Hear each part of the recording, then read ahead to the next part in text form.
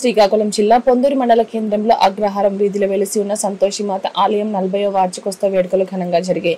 ఈ సందర్భంగా శ్రీ ఉమారామలింగేశ్వర స్వామి ఆలయ ప్రధాన అర్చకులు అరవిల్లి శేఖర్ శర్మ వేద మంత్రాలతో ప్రత్యేక పూజలు, అభిషేకాలు, కుంకుమ పూజలు, అష్టోత్తర శతనామార్చన, కుంకుమ పూజలు నిర్వహించారు.